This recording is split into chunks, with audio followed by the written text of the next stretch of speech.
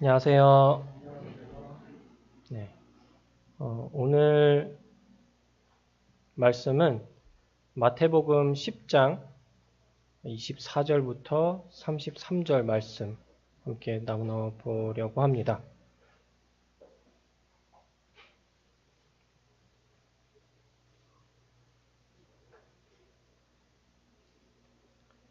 마태복음 10장 24절부터 34절 두 절씩 교독하도록 하겠습니다. 제가 먼저 두 절 읽고 또 성도님들께서 두 절 읽어주시면 감사하겠습니다. 제자가 그 선생보다 또 종이 그 상전보다 높지 못하나니 제자가 그 선생 같고 종이 그 상전 같으면 족하도다.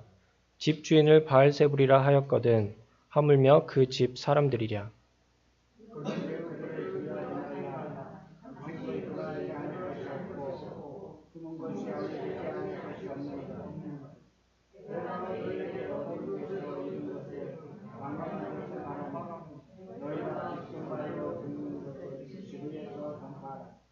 몸은 죽여도 영혼은 능히 죽이지 못하는 자들을 두려워하지 말고 오직 몸과 영혼을 능히 지옥에 멸하실 수 있는 이를 두려워하라. 참새 두 마리가 한 아사리온에 팔리지 않느냐. 그러나 너희 아버지께서 허락하지 아니하시면 그 하나도 땅에 떨어지지 아니하리라.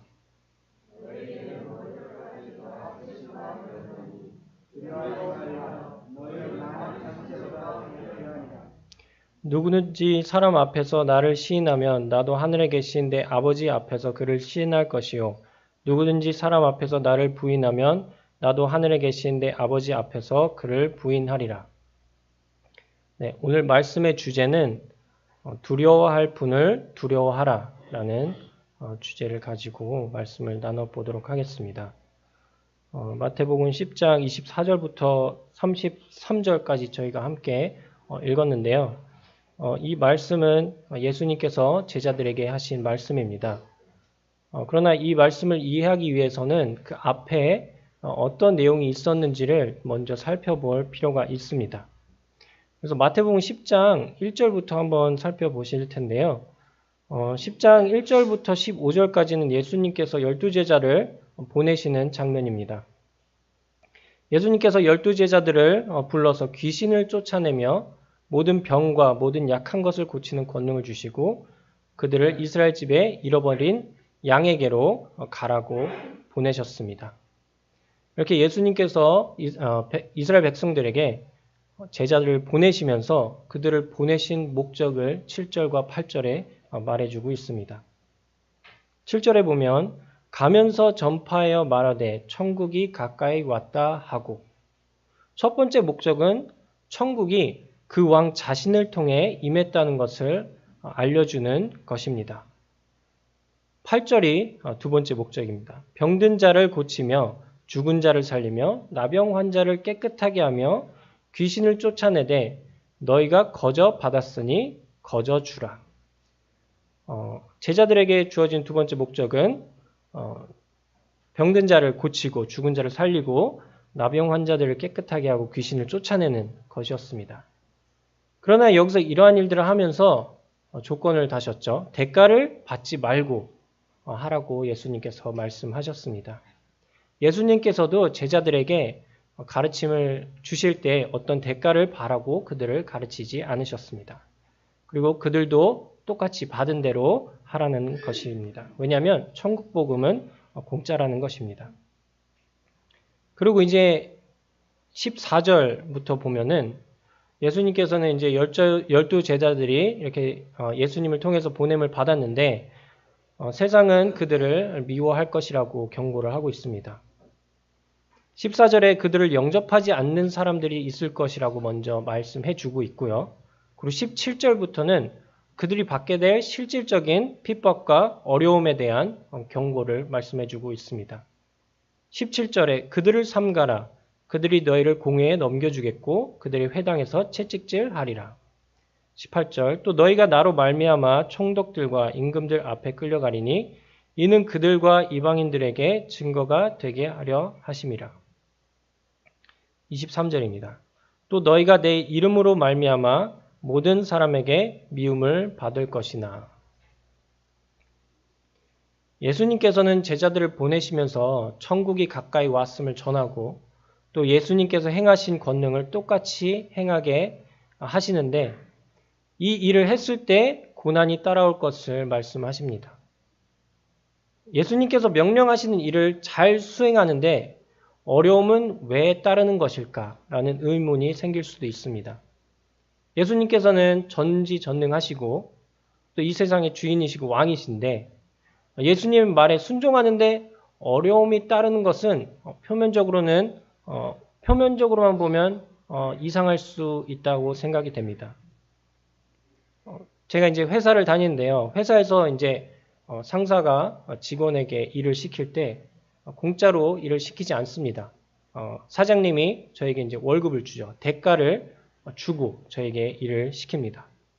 그리고 좋은 성과를 냈을 때는 그 일을 행했을 때 이제 그에 합당한 성과급이나 보너스나 칭찬이나 이런 말을 듣게 되죠. 오히려 저희가 그 일을 했을 때 연봉 삭감이라든지 근무 시간을 연장한다든지 어려운 시련들을 주지 않습니다. 그러나 여기서는 예수님의 말을 들었을 때는 고난이 함께 따라올 것이라고 말씀을 해주고 계십니다. 이것이 왜 그러냐? 오늘 본문 말씀을 통해서 그 이유가 설명이 됩니다. 24절과 25절입니다. 저희가 읽었는데요. 제자가 그 선생보다 또 종이 그 상전보다 높지 못하나니 제자가 그 선생 같고 종이 그 상전 같으면 조카도다. 집 주인을 바알세불이라 하였거든 하물며 그 집 사람들이랴. 여기서 제자나 종을 가리키는 것은 12제자를 의미를 하고 있습니다.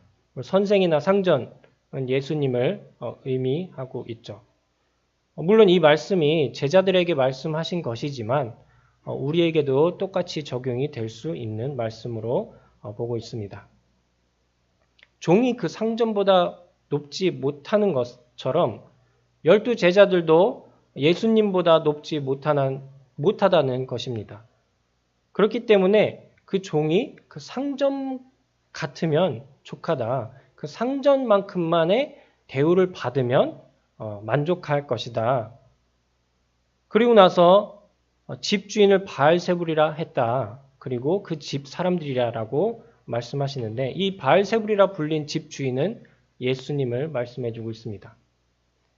바알세불은 블레셋 족속이 숭배하던 우상의 이름이고 또 유대인들이 사단을 의미하는 표현으로도 사용이 되었습니다. 그리고 예수님께서는 그 당시에 바리새인들이 예수님에 대하여 마음속에 품고 있는 생각을 말씀하신 것입니다. 마태복음 12장 24절에 실제로 바리새인들이 예수님에게 바알세불을 힘입었다라고 그 말을 이제 입 밖으로 꺼내죠. 바리새인들은 듣고 이르되 이가 귀신의 왕 바알세불을 힘입지 않고는 귀신을 쫓아내지 못하느니라. 집 주인이신 예수님을 바알세불이다 또는 바알세불의 힘을 입어 귀신을 쫓아낸다라고 말을 하는데 저희는 이제 제자들도 마찬가지로 예수님의 집 사람들입니다. 그러면 얼마나 더 하겠냐라는 것입니다. 너희의 상전인 너희의 주인인 나에게도 이 정도인데 나의 제자이며 나의 종인 너희에게는 얼마나 더 나쁜 대우를 하겠느냐라고 말씀하시는 것입니다. 그렇기 때문에 우리가 예수님의 명령하신 대로 일을 했을 때 고난이 따르는 것이 당연한 것입니다. 26절과 27절에는 진리는 드러날 것이다라고 알려주고 있습니다. 그런즉 그들을 두려워하지 말라. 감추인 것이 드러나지 않을 것이 없고 숨은 것이 알려지지 않을 것이 없느니라. 내가 너희에게 어두운 데서 이르는 것을 광명한 데서 말하며 너희가 귓속말로 듣는 것을 집 위에서 전파하라. 모든 것은 결국에는 주님의 날에 드러날 것입니다. 핍박하는 자들의 모든 악행, 그들의 죄악들이 드러날 것입니다.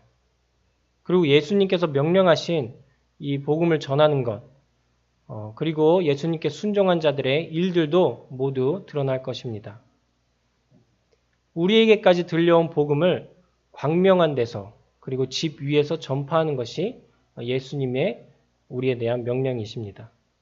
아무리 상황이 적대적으로 보일지라도 우리는 진리를 전파하는 명령을 받은 사람들이기 때문에 그 일을 수행해야 되는 것입니다. 에스겔서 3장 11절에 이렇게 말씀해주고 있습니다.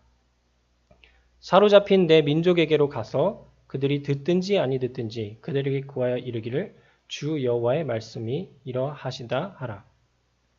하나님께서 저에게 말씀하실 때는 어떤 말을 전하라 라고 말씀하실 때는 그들이 듣기 때문에 전하라가 아닙니다. 그들이 듣고 있으면 그것을 더 잘 알려주라가 아닙니다. 그들이 듣든지 안 듣든지 내가 너에게 말한 것을 그 진리를 전파하라 라고 명령하여 주고 계십니다.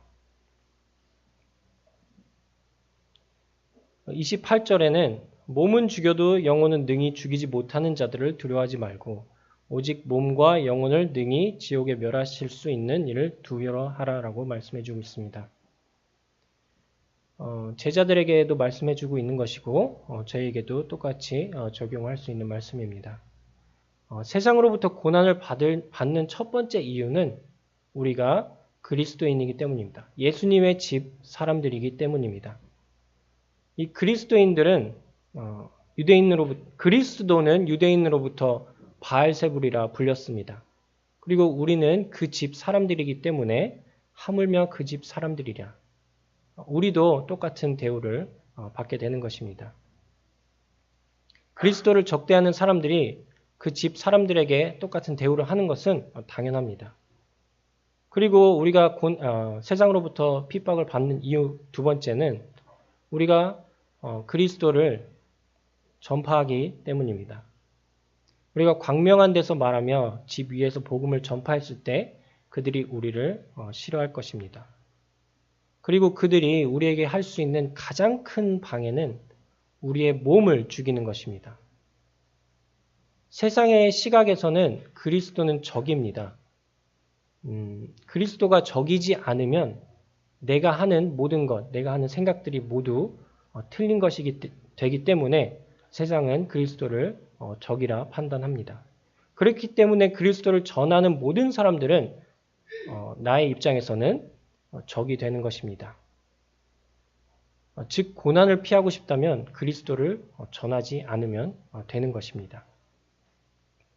그러나 여기서 세상의 원수들의 능력은 세상에 있는 우리의 그리스도의 원수들의 능력은 제한적이다라고 표현을 하고 있습니다. 여기서 그들이 할 수 있는 최고점은 우리의 몸을 죽이는 것이라고 말씀해 주고 있는데요. 제가 이 몸을 죽이는 것이 제한적인 능력이라고 말씀을 드리긴 하지만 이 몸이 죽는 것은 매우 두려워할 만한 일입니다. 만약에 두려워할 만한 일이 아니라면 예수님께서 굳이 두려워하지 말라라고 말씀하시지 않을 것입니다. 생일 파티에 가서 어떤 사람이 그 자리에서 두려워하지 말라라고 할 이유가 없지 않습니까? 두려워할 일이 있기 때문에 예수님께서 우리에게 두려워하지 말라라고 말씀하시는 것입니다. 제가 이번 주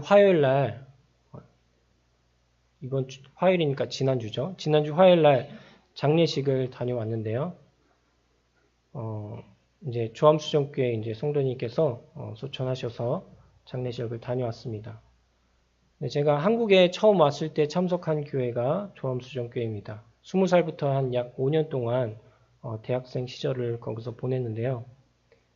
청년들과 시간을 참 많이 보냈습니다. 이 시골 교회 특성상 좀 더 가족 같은 분위기, 좀 더 끈끈한 분위기가 있기 때문에 그 짧은 시간 동안도 정말 많은 추억과 정을 쌓게 되더라고요. 토요일날 청년회를 아침부터 모이면 거의 저녁까지 함께하고 주일날도 모이면 저녁까지 함께하고 그리고 주중에도 틈만 나면 서로 전화해갖고 교회에서 모이자고 하고 탁구도 치고 라면도 끓여 먹고 또 대하철이 되면 사와서 맛있는 것도 해 먹고 이렇게 5년이란 시간이 짧지만 저에게는 아주 긴 시간처럼 느껴질 만큼 청년들과 시간을 많이 보냈습니다. 그런데 제가 화요일날 전화를 받았을 때 청년회를 함께했던 형제들 중에서 그 친형제가 있습니다. 최우선 형제님과 최요셉 형제님이신데 이제 다른 분이 저에게 연락을 주셨어요. 다른 분이 저에게 연락을 주셔서 이제 형이 최우선 형제님이시고 동생이 최요셉 형제님이십니다. 그러면은 이제 일반적으로는 저희가 이제 얘기를 할 때 이제 동생들이라서 이제 호칭은 제외하고 부르는데 이게 아버지께서 돌아가셨습니다. 그러면 이제 우선이랑 요셉이 아버지가 돌아가셨어 라고 이제 말을 하잖아요. 대부분 형의 이름이 먼저 나오고 동생 이름이 먼저 나오는데 저에게 전화 주신 이제 그 형제님도 이제 정신이 없으셨는지 요셉이랑 우선이 아버지가 돌아가셨어 라고 하셨어요. 그래서 제가 착각을 했죠. 요셉이란 형제와 우선이 아버지가 두 분이 돌아가셨다고 이제 제가 착각을 했습니다. 그래서 이제 물론 아버지께서 소천하셨다는 소식을 듣고도 너무 충격적이었지만 이제 결혼한 지 몇 년 되지 않는 저보다 이제 동생인 형제가 소천했다는 소식을 듣고도 너무 충격적이어서 말을 잇지 못하고 전화를 어떻게 끊었는지도 모르겠습니다. 그리고 나서 이제 카카오톡으로 이제 부고 소식을 다시 살펴봤는데 제가 이제 잘못 알아들은 걸 이제 그때 확인했습니다. 근데 그 짧은 시간 동안 그 충격과 걱정과 그 가족들에 대한 두려운 마음이라고 할까요? 이 죽음에 대한 두려움이 정말 크게 와닿았던 것 같습니다. 그러면서 이 말씀을 준비하는 중에 몸만 죽일 수 있는 자들을 두려워하지 말고 몸과 영혼을 지옥에 멸하실 수 있는 이를 두려워하라는 말씀이 더 크게 다가왔습니다. 우리는 연약한 생명을 붙잡고 사는 자들이기 때문에 육체의 죽음이 두려운 것을 예수님께서는 알고 계셨기 때문에 우리에게 이 말씀을 하신 것입니다. 아무리 어떤 사람들이 나는 죽음이 두렵지 않아 라고 하더라도 죽음 앞에서는 담대하기란 쉽지 않습니다. 그러나 이것도 하나님 앞에서는 두려워할 만한 일이 아니라는 것입니다. 하나님께서는 몸과 영혼을 지옥에 멸하실 수 있는 분입니다. 하나님에 대한 두려움으로 이 사람에 대한 그리고 세상에 대한 두려움을 극복할 수 있습니다. 몸의 죽음은 몸과 영혼의 분리를 뜻합니다. 그리고 나와 이 세상에서의 분리를 의미합니다. 그러나 몸과 영혼이 지옥에 멸한다는 것은 이보다 더하다는 것을 말해주고 있죠. 근데 여기서 몸과 영혼을 지옥에 멸하는 것이 소멸의 뜻을 가지고 있지 않습니다. 오히려 소멸한다면 저희는 마음이 편할 수도 있죠. 그 이후에 어떤 고통도 어떤 상실도 느낄 수 없으니까요. 근데 여기서는 뜻하고 있는 것은 불못에서의 멸망과 상실을 의미하고 있습니다. 하나님의 불쾌하신 얼굴을 대하기보다는 온 세상의 찡그린 얼굴을 대하는 것이 나은 것입니다. 그러므로 사람에게보다 하나님께 순종하는 것이 가장 안전하다고 볼 수 있습니다.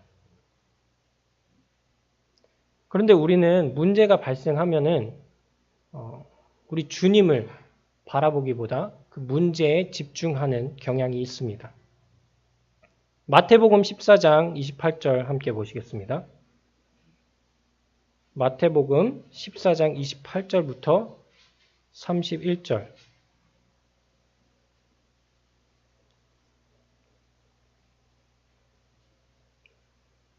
여기는 함께 공독하시겠습니다. 시작. 베드로가 대답하여 이르되 주여 만일 주님이시거든 나를 명하사 물 위로 오라 하소서 하니 오라 하시니 베드로가 배에서 내려 물 위로 걸어서 예수께로 가되 바람을 보고 무서워 빠져가는지라 소리질러 이르되 주여 나를 구원하소서 하니 예수께서 즉시 손을 내밀어 그를 붙잡으시며 이르시되 믿음이 작은 자여 왜 의심하였느냐 하고 네, 31절까지입니다. 감사합니다. 예수님이 바다 위를 걸어 오셨을 때 제자들에게 이제 있는 배 쪽으로 이제 오셨죠. 그리고 결국에 이제 처음에 이제 알아보지 못했지만 예수님을 알아보고 베드로가 예수님께 주여 주님이시거든 나를 오라 하소서라고 하고 예수님께서 오라고 하니 베드로가 예수님께로 걸어갑니다. 이때 베드로가 물 위로 걸어서 예수님께로 걸어갑니다. 처음에 이제 예수님께로 걸어갈 때는 예수님만 바라보고 걸어갔을 것입니다. 근데 이때는 이미 제자들이 그 바람과 파도 때문에 고난을 당하던 중에 어려움 가운데 있던 중에 예수님께서 나타나셨습니다. 그러니까 당연히 지금도 바람이 불고 파도가 있었을 것이죠. 그리고 베드로가 물 위로 걸어갈 때도 아마 마찬가지였을 것입니다. 그리고 예수님께 걸어갔을 때 예수님만 바라보면 되는데 30절에 보면 바람을 보고 무서워서 빠져갔다라고 말씀해 주고 있습니다. 베드로는 예수님만 끝까지 보고 걸어갔다면 그 목적지인 예수님께로 도착했을 것입니다. 아무 문제 없이.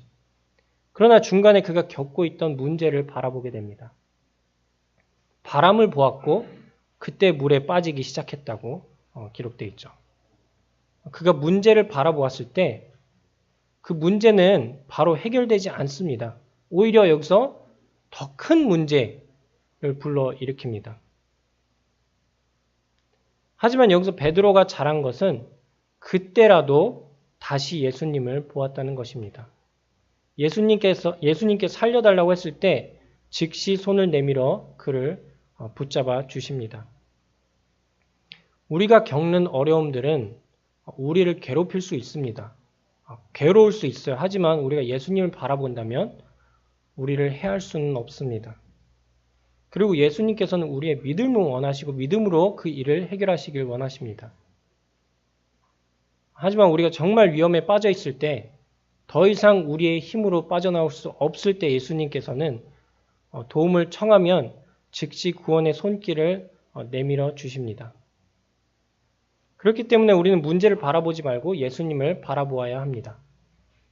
하지만 우리의 연약한 믿음으로 물에 빠질 때는 예수님께서 손을 내밀어 주실 만큼 가까이 계시기 때문에 우리 곁에는 항상 예수님께서 지켜주시고 있다는 것을 기억하시기 바랍니다. 29절입니다. 참새 2마리가 한 아사리온에 팔리지 않느냐. 그러나 너희 아버지께서 허락하지 아니하시면 그 하나도 땅에 떨어지지 아니하리라. 여기 참새 2마리가 한 아사리온에 팔린다고 기록되어 있는데요. 이게 어느 정도의 가치인지 제가 찾아봤습니다. 참새 2마리가 한 아사리온이니까 그러면 참새 1마리는 그보다 그 화폐 가치가 낮은 그 단위로 이제 불리겠죠. 이제 한 아사리온은 8렙돈입니다. 그러니까 참새 1마리는 4렙돈이 되겠죠. 네. 그리고 그 아사리온은 데나리온으로 이제 비교했을 때 한 데나리온의 16분의 1의 가치가 됩니다. 한 아사리온이. 한 데나리온은 노동자 품삯, 하루의 품삯, 이게 된 것이죠. 그러니까 참새 1마리는 데나리온의 32분의 1, 노동자 하루 품삯의 32분의 1의 가치가 있습니다. 얼마 전에 저희 회사에서 이제 택배 상하차 알바를 한다고 하는 이제 동료가 있었는데 얼마나 받냐고 물어봤습니다. 한 13만 원에서 14만 원 정도 받는다고 하더라고요. 진짜 잘 받으면 한 16만 원 정도 받는다고 하는데 이건 이제 택배는 좀 더 이제 많이 받는 일인데도 16만 원으로 계산을 했을 때 32분의 1 정도가 되면은 참새 1마리가 지금 화폐 가치로는 한 5천 원 정도의 가치가 있는 것입니다. 그런데 이 5천 원짜리 참새도 우리 아버지이신 하나님께서 허락하지 않으시면 땅에 하나도 떨어지지 않는다고 말씀하십니다. 하나님께서는 이 참새를 그리고 우리를 창조하신 창조주만 되시는 분이 아니십니다. 이 세상의 모든 것을 관찰하시고 보호하고 계십니다. 그리고 30절에 우리의 머리털까지 다 세신 바 되었다 말씀하십니다. 혹시 성도님들께서는 나의 머리털이 몇 개인지 궁금하신 적 있으신가요? 저는 관심이 별로 없습니다. 물론 머리숱이 많으면 좋겠다는 생각은 많이들 하시는 분이 많을 겁니다. 그러나 그 개수가 몇 개인지는 우리에게 중요하지는 않은 것 같습니다. 그렇기 때문에 우리는 관심이 없어요. 그런데 머리털이 정확히 몇 개인지 관심도 없는데 우리가 세볼 일도 없겠죠. 아마 세보려고 해도 불가능할 것입니다. 뭐 거울을 보고 셀까요? 뭐 뒤통수에 있는 머리카락은 어떻게 세죠? 우리가 할 수 없습니다. 그런데 하나님께서는 우리의 머리털을 다 세셨다고 합니다. 그리고 매일 수십 개의 머리가 빠지지 않습니까? 이 머리 말릴 때, 머리 감을 때 머리카락이 다 빠져도 그 변화도 하나님께서는 다 아십니다. 단순히 능력이 크신 것을 말해주기도 하지만 나보다 나를 더 잘 아시고 나는 궁금하지도 않는 것까지 다 알고 계시다는 것을 말해주고 있죠. 나보다 나에 대한 관심이 더 크신 분이 우리 하나님 아버지이신 것을 말해주고 있습니다. 31절에 두려워하지 말라 너희는 많은 참새보다 귀하니라. 마태복음 16장 26절에 이렇게 기록되어 있습니다. 사람이 만일 온 천하를 얻고도 제 목숨을 잃으면 무엇이 유익하리요? 사람이 무엇을 주고 제 목숨을 바꾸겠느냐? 여기서 사람의 목숨이 온 천하의 가치보다 더 크다라고 알려주고 있습니다. 그러면 하나님의 독생자이신 또 하나님이신 예수님의 피값은 얼마나 더 크겠습니까? 그 피를 주고 사실 만큼 큰 가치를 매기신 하나님이 우리의 그 큰 가치를 매기신 하나님께서 우리를 보호하시고 돌보시는 것은 당연합니다. 저희가 가장 집에 돈을 많이 주고 산 물건이 있으면 그것을 밖에다 내놓겠습니까? 비 오는데 밖에 적시고 그냥 내버려 두고 깨지든 부서지든 그러지 않을 것입니다. 정말 귀중하게 쌓아놓고 흠집이 나지 않게 이렇게 돌보고 보호할 것입니다. 하나님께서도 우리를 그만큼 그 이상으로 생각하신다는 것입니다.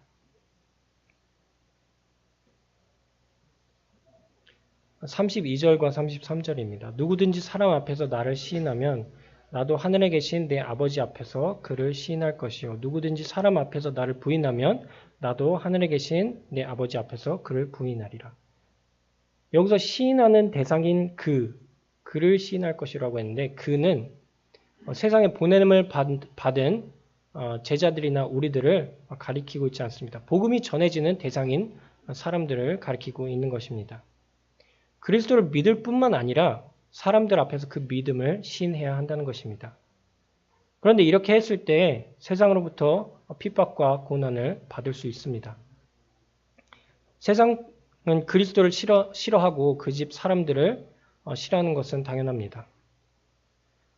그러나 우리가 사람 앞에서 그리스도를 시인하면 그보다 훨씬 더 위에 계신 하나님 앞에서 우리를 아신다라고 말씀해 주신답니다.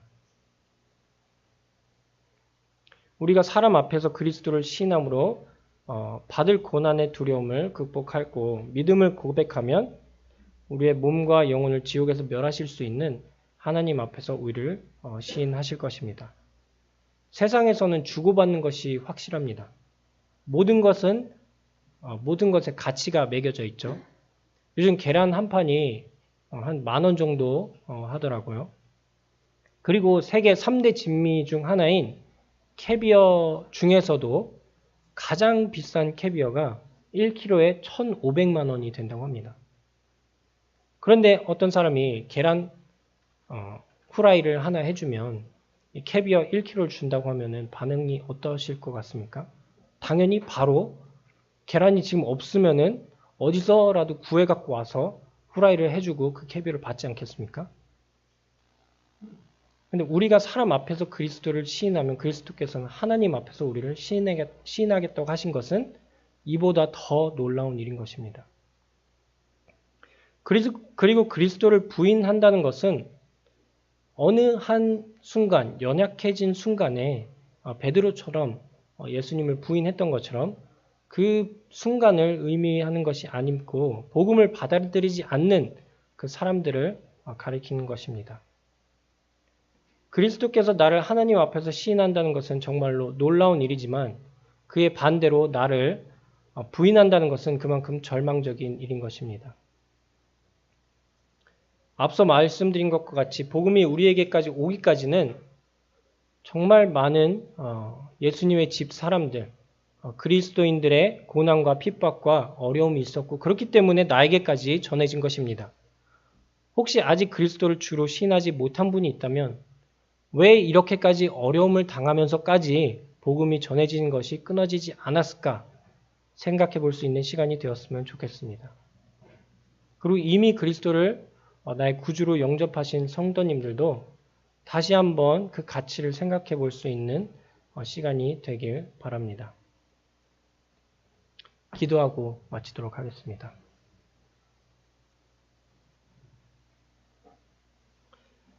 하나님 아버지 감사드립니다.